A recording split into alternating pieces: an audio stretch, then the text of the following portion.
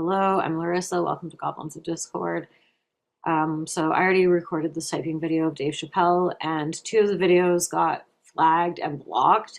My stuff always gets flagged and copyright infringement or like can't be monetized. Like my channel's super unmonetizable because I'm always using copyright because I'm using interviews to demonstrate type, etc. But this one's blocked and I don't want to re-record it and find more videos.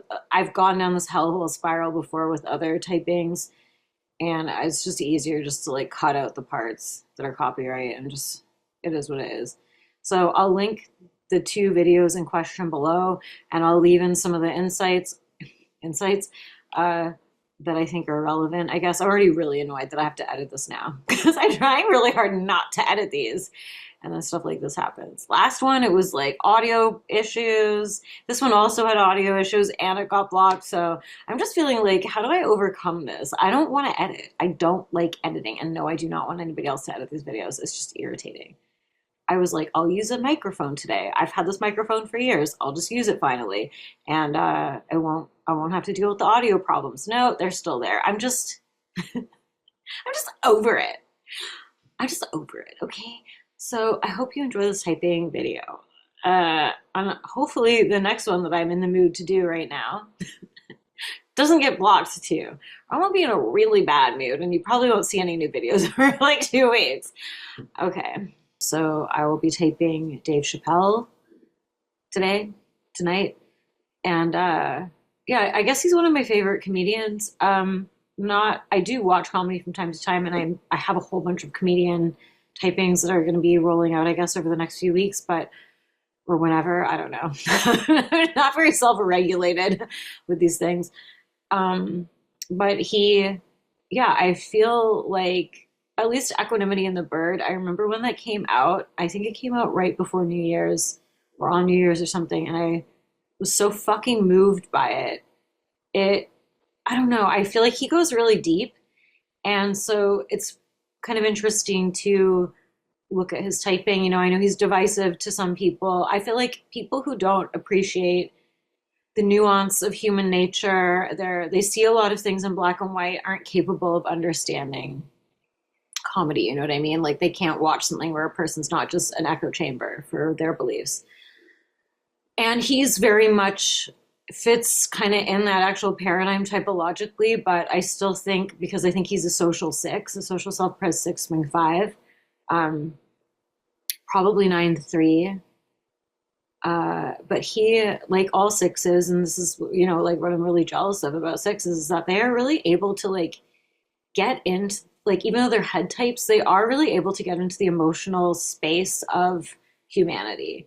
Like they're really able to see and look at it with, I don't know, like it's like sevens have this sort of curious, playful, trickster kind of orientation where it's like all to be played with and it's kind of idiotic and absurd on some level. And I think fives do a version of that too, where it's kind of just a more distance nihilism, brain in a bag sort of orientation. But like sixes are able to really like dig into the muck and bring it forth to create meaningful art. Like I think sixes are the best writers, and I do think he's a 6-9-3. So I think that there is this ability that sixes specifically of the triple attachment triad have, or the tri-type, trifix, whatever, where they're the ones who are sort of like really putting their hands in, and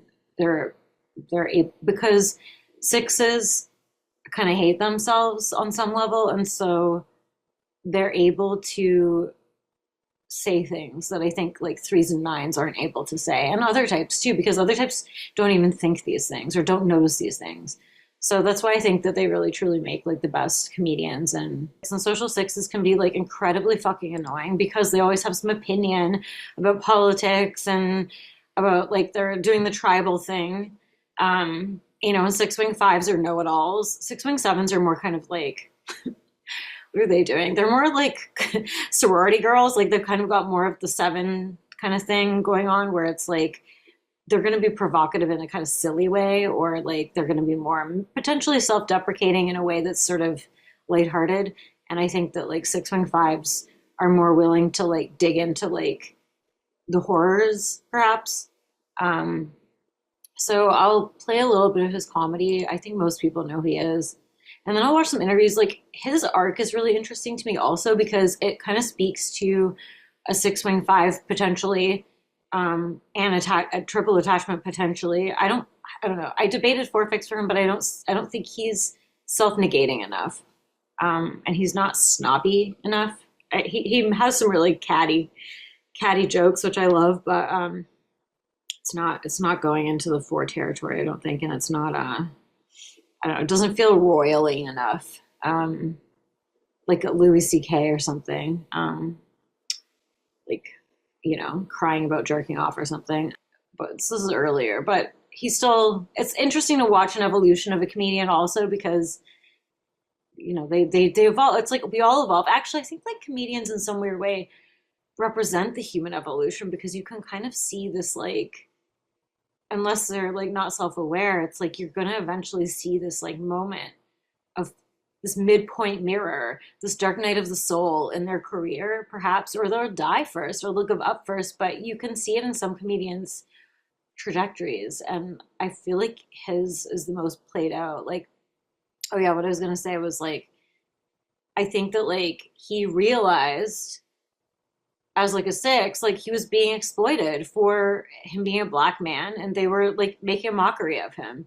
They were using his like the labels to create like degrading comedy about black people, and that they were using him, these like executives, these one percenters, whatever you want to put them in the bucket of, for some kind of agenda, some kind of cultural agenda. And I think that would be incredibly upsetting for a social six who has this orientation towards doing the right thing. And especially because like a lot of his comedy and a lot of his work centers around race and stuff, that he would be selling his own like tribe, if you will, out, I think is enough to make somebody go kind of crazy and throw away like millions of dollars, because like that's what he did. He fled to Africa. If you don't know his story, at the peak of his career he fled to Africa. I think he saw, I mean, I think there's stuff that he hasn't talked about that like to me makes me think about like the Illuminati perhaps, or like the Hollywood pedos, or just like some fucked up stuff that these Hollywood freaks do.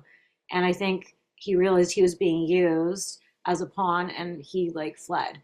So yeah, it's just like an interesting arc for him. And then he came back. He mustered the courage and he came back, and he hasn't spoken about it overtly, but it's kind of peppered in if you're looking for it. See, what you think I am? What do you think is a game?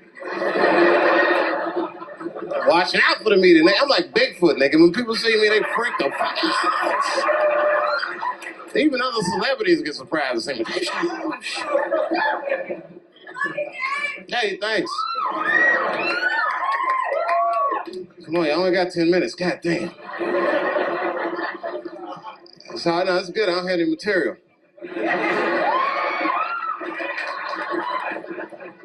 That stuff's for pussies.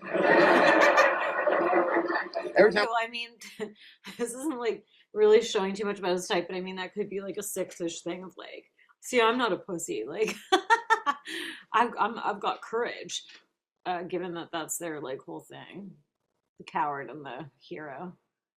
Every time I see this backdrop, I think about Kramer fucking up. Sounds like Michael Richards, the guy who played Kramer in Seinfeld. He like went on like a racist rant. I think he might be like a 9-wing 8-6-4 potentially. I'll probably type him too, just out of curiosity. He's kind of gross, to be honest. I watched some videos of him and I was like, oh. So I don't know. Not to roast the 9-6-4s. That's why I don't want to see no camera phones on my ass tonight. Because I'm telling you right now, like I'm not wrapped too tight. Like they put a lot of that corporate pressure on me. So this might be the night that I snap, and you guys be lucky. It's like having tickets to see Siegfried and Roy the night that tiger bit that motherfucker's throat. He's like, I was there when that Chappelle freak, I was there. Because that's why we really go to the tiger show, right? You don't go see somebody be safe with tigers. You go thinking in the back of your mind, this nigga might get bit. Oh, this is interesting. He's talking about the six kind of fear orientation, where it is kind of like the fear type moving towards fear. It's like if you can like face the fear, you can overcome the fear. So there's some sort of like anecdotally, I mean, I'm like really into horror, or I used to be. I mean, I still am. I just don't participate in any of those stupid groups. But they were like groups, meaning like festivals and whatnot. But it was like it's just full of sixes because they're all getting like horny, sixes and six fixes, because they're all getting horny off the crime and the horror and like facing the danger. I'd like to see that in person for $35 if I could. Never seen somebody get bit by a tiger before. Only $35. I mean, I'll just like entertain that he could be either wing. Right now, I'm leaning 6w5. He kind of becomes more serious with age, and I'm gonna type Bill Burr too. But what I've noticed with like people with 6w5, guys with 6w5, 6w5 cores more than anything, they kind of age like bats. And he kind of like, especially when they're bald, it's like they kind of start to look like bats, or like if they have like, I don't know, some if they have hair, sometimes they have widow peaks, and it's like, I don't know, they look like bats. Like Nosferatu, like friendly Nosferatu, you know? That's fucking hilarious. I'll tell you the truth. When I seen Kramer's tape, I learned about myself. You know what I learned? I think I'm only like 20% black and 80% comedian. You know what I mean? And black dudes can relate. You know what I mean, bro? Like when you saw that shit. And again, like his whole comedy, much like Bill Burr, who I think is also potentially a social six, it's like all centered around like tribal shit and orientation and social context of like where I am in the social fabric of things, and like who I am and who this person is, and like my identity, my role. He was furious, right? Black dude, he was like, Kramer, you motherfucker. Like, I was hurt. And the comedian in me was just like, whew, niggas having a bad set. Hang in there, Kramer. Don't let him break you, Kramer.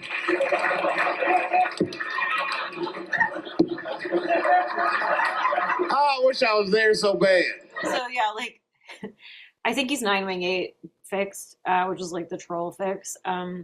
But if he was like, say, a 6-1, he wouldn't be having a reaction like this. Because 6-1s, like they can't have this kind of thing. No. Your opinion, you're bad. You're the bad man. How could you do that? That's outrageous. But he's got like the 9 gut center, which is like conflict avoidant, right? When necessary, can get into conflict, but can also just be like, I can see his perspective, I can relate to him, especially if he's triple attachment. He can kind of see all angles, he can kind of see where he's coming from. Because you know, in the back of his mind, he was thinking, I'll get him the next show. There won't be a next show, Kramer. Kramer's not funny either. Like, I don't know. Maybe I won't even bother to type him. Even his outfit, it's like it's almost like a janitor or like an inmate or something. It's like he's trying to be like sort of approachable. Like he definitely dresses like he's rich. He's fucking rich. But he does sort of present himself as like a human. Do you know what I mean? Like a relatable, down to earth kind of person. And like, you know, he's on talk shows and he's wearing like hoodies and stuff. And actually this does speak to like some social self-prezi thing where he's like sort of putting on some kind of like social statement outfit. I don't know. I'm just riffing.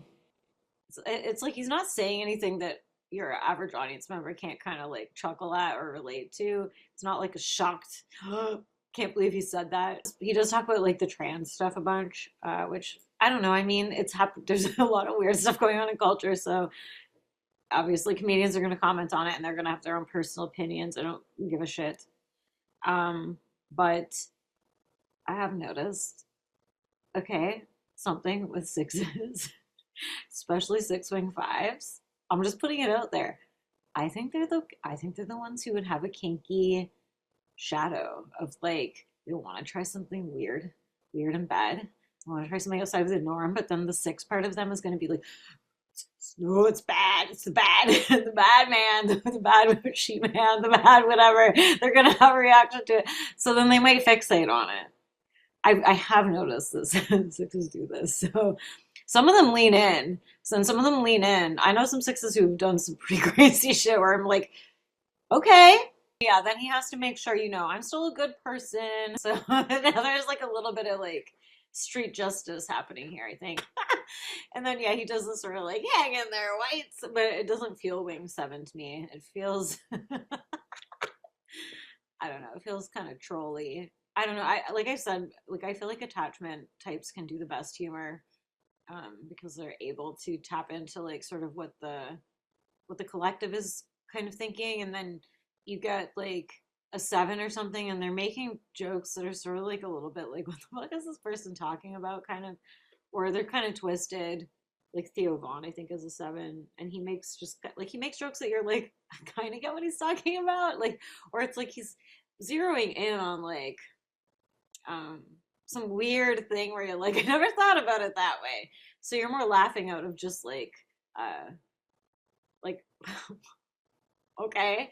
But with sixes, it's like, especially social sixes, exactly what they're talking about. Yeah, and sixes love their revenge. I think it's a reactive type thing. Eights will pretend they don't love their revenge, but eights love their revenge. Fours love their petty revenge. Sixes love their revenge too. So, um, but it's plausible deniability revenge. It's like he didn't make it happen. He's just commenting on it and enjoying it.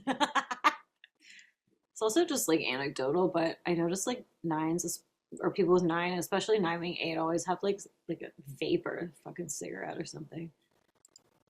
My ancestors were kidnapped. I don't even know where the fuck I'm from. Yeah, and he's like getting dark and serious. Like this is sort of the trajectory his career has taken. He's like creating these like intimate, and he's a master storyteller. Like I used to think that this was a social self-pres thing, but I don't know. You can argue it's an image thing. You can argue it's social self-pres, whatever you can argue, but it might also just be a him thing. But it's like he's a master storyteller. He does the what's it called? I can't remember what the term is, but it's where you set up the beginning and you leave this kind of open end, or it's like kind of resolved, but you leave open end, and then it's like the ladder where you're sort of doing more jokes and then they lead back up to the end. And so he always does the circle back. There's always a thematic message, which I do see as like social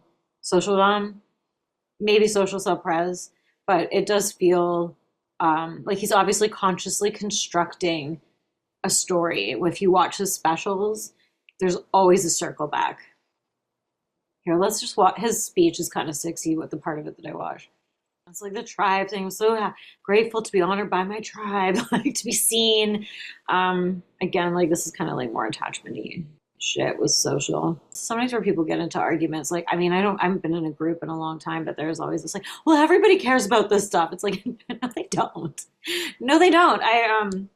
My dad's a six, and I social self-pres six, I believe, 693, and yeah, I got into an argument with him recently where he was just like, Larissa, like, people fought the war for you to have these things, and so you have to honor what they fought for. And it's like, no, I don't. This is my life. This is a fucking simulation, bitch. Like, I don't even like operate on the same reality as you. Like, this is all fake. It's all fake. When Martin Lawrence was in that chair, we talked about Blue Streak. I love that thing. He played a role in your life, I believe. How do you feel about him as a person, as an artist? Martin Lawrence is the guy that showed everybody you can make it from D.C. to Hollywood. And I had a personal stake in his success. Every time he did something, it made me feel inspired and really good. And he was Maybe he's three-wing too thick. always real nice to me. He'd sit me down, what's going on with you, baby boy? What? We'd talk about comedy, whatever. And, when we did Blue Streak, we were promoting it, and Martin had a stroke. He almost died. And then after that, I saw him, and I was like, oh my God, Martin, are you okay? And he said, I got the best sleep I ever got in my life. That's how tough he is. So let me ask you this. What is happening in Hollywood that a guy that tough will be on the street waving a gun, screaming, they are trying to kill me? Yeah. What's going on? Why is Dave Chappelle going to Africa? Why does Mariah Carey make a $100 million deal and take clothes off on TRL? A weak person cannot get to sit here and talk to you. Ain't no weak people talking to you. So what is happening in Hollywood? Nobody knows. Well, that's not true. I mean, people do know. Even I've known for a long time, and I'm not in Hollywood. But he's not saying it. So I think this also like speaks to him having a 9 fix. I mean, triple attachment, because it's like he knows at least some of what's going on, but he's not telling you. So he's asking you to kind of solve the problem instead. It's like he's leaving clues, because his life would be in danger. Obviously, I mean, like look at what's happening right now with all the Puff Daddy shit, and like none of these people ever get held accountable. If somebody gets caught and thrown in jail, it's because they're cutting off a person who can take down a bunch of more powerful people. They're severing a fucking line of accountability. So like all the freak off stuff, it's like he's just one little chess piece, an asshole, a horrible, horrible chess piece, but there's like a whole larger thing going on. And I don't know. All the people who do speak out about it have been murdered or suicided, disappeared. They suddenly die. So it's like, and I think that like for a 6, this is like kind of a worst nightmare thing too, because it's like he's a double fear type, 6w5, and an attachment type. So it's like, I think that's why he had to leave, because he was like, he probably like was in danger. He was probably in danger. Worst thing to call somebody is crazy, is dismissive. I don't understand. Yeah, and I can imagine that like a 6, and probably a 6w5 specifically, would actually get more upset by that than another type. Because 6w5 and 5w6 are maybe more paranoid, or not paranoid, because they're usually onto something, right? But I can like they're usually the ones who actually uncover stuff that's going on, like corruption and all of this stuff. But then you can go too far with the paranoia too. So Saying this person, so they're crazy. That's bullshit. These people are not crazy. They're strong people. Maybe the environment is a little sick.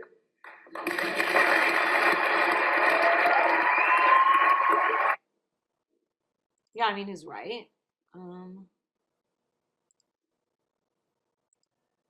Eyes away from interviews, but he agreed to sit down with us for a chat you will see only on CBS this morning. But there was all sorts of speculation. Is he crazy? Did he have a breakdown? Is he on drugs? And the more, if you really read the Dave Chappelle story, it almost seems like it was more peace of mind than it was about money. It's funny. I was talking to a guy. He basically said to me that comedy is a reconciliation of paradox. And I think that was a irreconcilable moment for me, that I was in this very successful place, but the emotional content of it didn't feel anything like what I imagined success should feel like. It just didn't feel right. This is it. This is the first episode. Y'all ready? Some sketch comedy. Y'all ready to see some sketches? Do you miss the Chappelle show? Yeah. Do you? Yeah, but the Chappelle show's like breaking up with a girl, and you still like her, but in your mind, like, that bitch is crazy. I'm not going back. I do like to move around when I'm in thought. Chappelle not only left the show walking away from a $50 million deal, he left the country, going to South Africa to escape. It also seems 9 fix, because it's like the boundaries thing, and like, I don't know, there was that thing I think with 9 and 9 fixer where it can be like, oh my god, I'm gonna get like pulled into this other person's agenda, or like they're gonna make me do something. Whereas I think people with 8 or 1 in their gut center have like more belief in their power to like withstand the world and other people's agendas, but like 9 fixers and 9s don't. Did the fame scare you? Fame, yeah, but not so much that I get on a plane to Africa. Fame is not that kind of scary, but fame is a horrifying concept when it's aimed at you. You know, at the end of the day, it's something you don't have that much control over. You just try to. You know what? I don't know. I almost want to soft land on 3 wing 2 heart, which is where I started actually, and then I switched to 3 wing 4. Um, I don't have any good points though. I think he's heart last, image last, but Conduct yourselves the best you can. I started doing drugs when I was little, just like you, fellas. For 2 seasons, his best was Comedy I mean, Central's. he is very orientated towards relationships, and I mean, this can be a social 6 thing generally, but and he does. I mean, he does have some like catty jokes, but there is something kind of soft and kind about him. Yeah, it's probably 3 wing 2. I think 6 wing 5, 9 wing 8, 3 wing 2. And he has kind of got like a kind of like a charming hero sort of. There is something heroic about him, and that he does try to like kind of be like a bit of a champion and like an inspirational person, and like standing up for, obviously 6s do the standing up for the underdog thing, but I think more so with 3 wing 2. So yeah, I'm back to 3 wing 2 for his heart. And he has the thing that I've noticed, which is like I notice these patterns. I sometimes like, though, I think about it and I'm like, I don't know how far I should go with this visual typing stuff, because AI is gonna weaponize it one day and like minority report people just off a photo. So, but 6 wing 5 plus 3 wing 2 often to me has like it's like an overbite. Like there's a kind of overbite, like cute rabbit kind of thing going on. This is just a thing I've noticed. It's not hard and fast. I think it's very cute, so it's not. But I do sometimes think about like, where does that come from? Because I think that like our personality types shape how we allocute, hold ourselves. It's like sometimes like age way worse than others, and like sometimes age way easier than others. And there's something going on with like the way that the ego shapes the physiology of the person. And so I would say there's like maybe this like fearful sort of thing, plus wanting to be liked, wanting to be friendly, that sort of gives it like this sort of I don't know. I'm not gonna hurt ya. Kind of nerdy, cute nerd, sort of likable nerd sort of face. I don't know. Anyways, these are slowly developing non-concrete theories that I have. Dave Chappelle. So 693, which I call like the changeling, the shapeshifter. I don't know. There's probably a better term for that. And so he would be like wing 593, which I call the smooth operator. I mean, he is reactive, but he is actually very soothing. When you watch his stand up, he pulls you into these like slow, smooth sort of like he kind of hypnotizes you a little bit on some level. It's not like a slapsticky. I think his earlier stuff was more slapsticky when he was like trying to find himself and his place. And now that he's kind of like settled into his natural groove, it is kind of more of a smooth. And then it's like bam, because he's a reactive type, so it's like he's almost like using his alter ego type to like lull you, and then and he does use a lot of like facts and data in a kind of like social sense, where he's not like listing statistics, but he is kind of socially listing statistics and stuff like of that nature. And then a shadow type would be 582, which is triple rejection, which is actually pretty intense. So he's probably like gonna have like that extra flavor of knowing who he is, and like having kind of like a hard and fast boundaries with like wing 5 and wing 8, where like, yeah, he just left to Africa, like it's like bye, I'm out of here. but yeah, like the way that our wings work is like in service of like the type in front of it. So it's like a eight fix would maybe stand their ground or like kind of go toe to toe, perhaps with like this kind of big bad that he was alluding to, but wouldn't actually put into words, which again speaks to nine fix for me. And yeah, I don't know. Triple rejection. I call that the meat locker. And I think social self-pres is like probably obvious. And he's a real family man and stuff too. Like I think he lives in like, I don't know, did he say Ohio? Maybe he lives like way outside of Hollywood. He's like doing the whole like six thing of like, I'm just one of you guys. Like I'm having a normal life, but he's like super rich. Um, and that does seem to be the six. Not always. Sometimes there's dark sixes, or like sixes with like one fix or something, like the evil. Like I think like I don't know if Ellen's like a 613 or maybe even a 612, but like she's a dark six. I think if she's a six. Yeah. Okay. Bye.